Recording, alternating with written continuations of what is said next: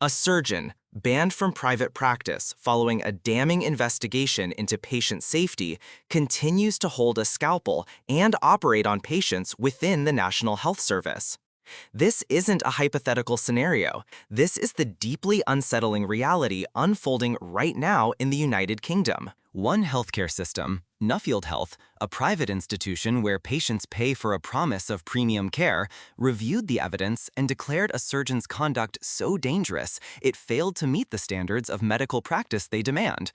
Yet another, the University Hospitals Sussex NHS Foundation Trust, a public body funded by the taxpayer and entrusted with the health of nearly 2 million people, reviewed the same surgeon and declared his performance to be perfectly acceptable, well within the expected national range.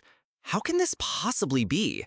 How can a doctor be deemed a risk to paying patients, but perfectly safe for the general public who have no other choice? Today, we delve into the story of surgeon Marc Lamah.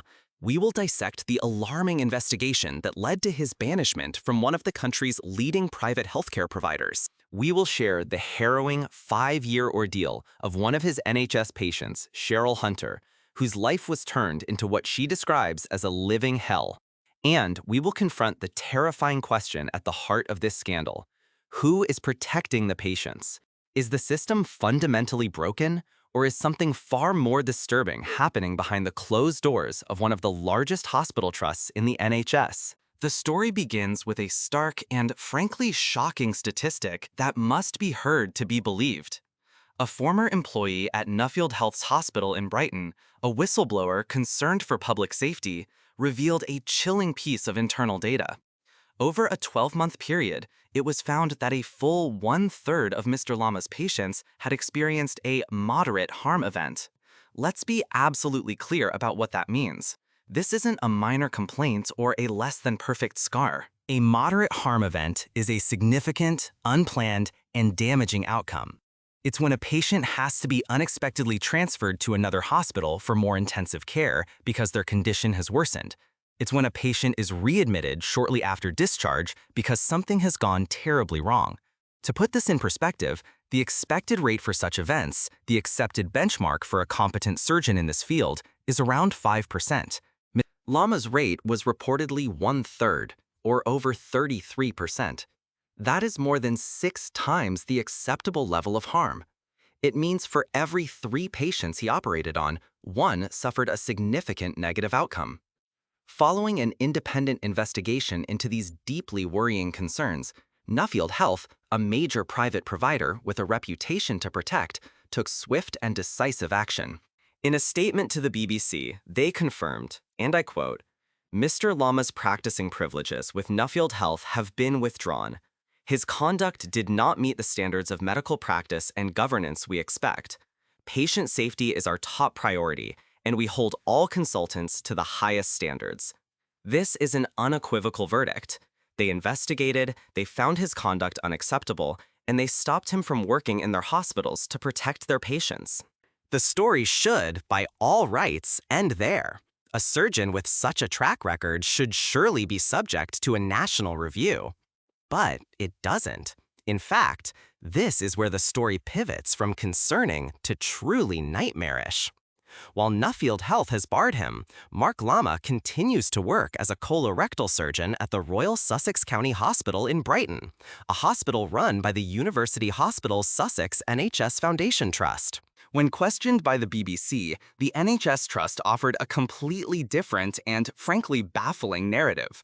They claimed to have audited Mr. Lamah's own NHS data, which, they assert, showed his patient outcomes were within the expected national range.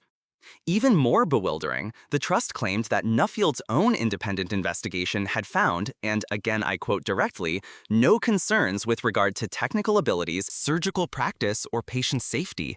This is a direct, jaw-dropping contradiction to the public statement made by Nuffield Health. One party says his conduct was so poor, he had to be banned. The other says a thorough investigation found no safety concerns at all. Both statements simply cannot be true. This glaring discrepancy isn't just a matter of administrative disagreement. It's a chasm in patient safety standards, a gaping hole in the fabric of healthcare oversight. And falling into that chasm are real people, patients like Sheryl Hunter. Sheryl's story is the human cost of these conflicting assessments and systemic failures. For her, this is not about statistics or corporate statements, it's about 5 years of unrelenting agony. It all began in 2019. Sheryl, a mother of one, had been suffering from the debilitating pain of endometriosis for years. Doctors decided an operation was needed to ease her suffering, to give her her life back. The surgeon entrusted with this life-changing procedure was Mr. Marc Lamah. He decided the best course of action was to remove a section of her large intestine, the colon, and surgically connect it to her small intestine. It's a complex procedure, but one that held the promise of a future free from pain. Just a few days after being discharged from the hospital, her hope turned to absolute horror. I felt something pop, Sheryl recounted, and this very awful fluid was coming out of me. She was rushed back to the Royal Sussex Hospital, where doctors made a terrifying discovery. The surgical joint, the delicate connection Mr. Lamah had created between her two intestines, had torn open. For 10 long days, toxic bowel matter had been leaking from her intestines and filling her abdominal cavity, a condition known as sepsis that can rapidly lead to organ failure and death. This is a nightmare scenario, a life-threatening complication. While the immediate crisis of the leak was eventually resolved, Sheryl's ordeal was just beginning. Instead of recovering, she was plunged into years of chronic, extreme pain that destroyed her quality of life. She describes her existence since the operation as 5 years of hell. Her words paint a brutal picture of daily existence. "I have very little good days," she said. "By that, I mean I am curled up in a ball crying." The most basic human functions became a source of daily torture. When I try to go to the toilet, I scream on the toilet in tears because it is so painful. I have to manually do that, which means I have to wear gloves. Imagine that reality, day after day. The pain was relentless, radiating from her stomach, into her spine, down her arms and legs. For years, she and her general practitioner tried desperately to get answers, to get help from the very surgeon who had operated on her. Letters shared with the BBC show her GP wrote to Mr. Lamah repeatedly, pleading with him to see his former patient and address her ongoing severe symptoms. In January of 2023, the GP wrote in sheer frustration that "we have written to you on multiple occasions to review her and discuss her options." Mr. Lamah's eventual reply was that he had not received any of the previous letters. Yet, even after contact was finally established, nothing changed. Almost an entire year later, in December 2023, her GP was still writing, still urging Mr. Lamah to see the patient he had operated on, who was now living in agony. Sheryl told the BBC that her GP and even Mr. Lamah's own colleagues begged him to see her, but he refused. This account, if accurate, portrays a level of professional neglect that is simply staggering. A patient left in agony for years, seemingly abandoned by the surgeon responsible for her care. It's an almost unbelievable story of suffering and systemic failure. If you believe patients deserve accountability and compassionate care, hit that like button to show your support for people like Sheryl who are fighting to be heard. Finally, in April of 2024, after 5 long years of unexplained pain and being dismissed, Sheryl was seen by a different consultant at another hospital run by the very same trust. And in that consultation, she finally learned the devastating truth. The discharge sheet from that appointment, given to Sheryl, spelled it out in cold, clinical black and white. It read, "The main problem is a 180-degree twist on the small bowel, causing an internal hernia and twisting the anastomosis.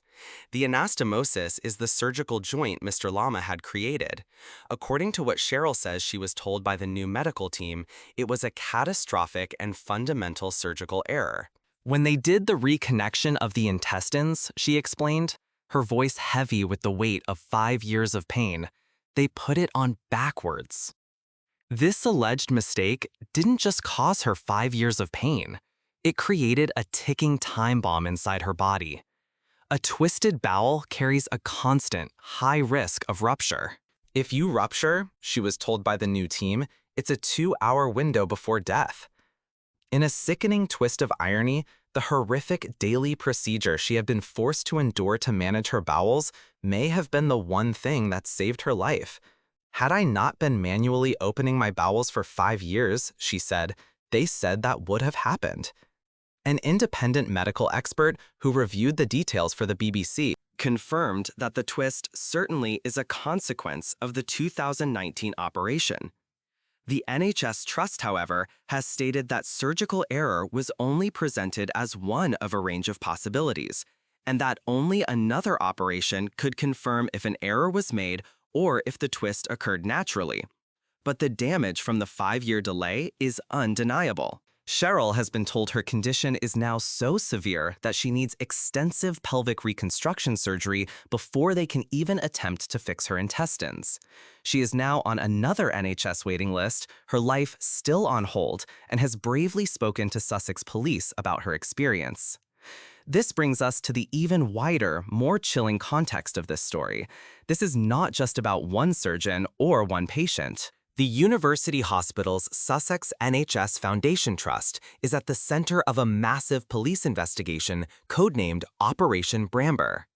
Police are currently examining at least 200 cases of alleged medical negligence, avoidable harm, and potential cover-ups within the Trust's neurosurgery and general surgery departments between 2015 and 2021.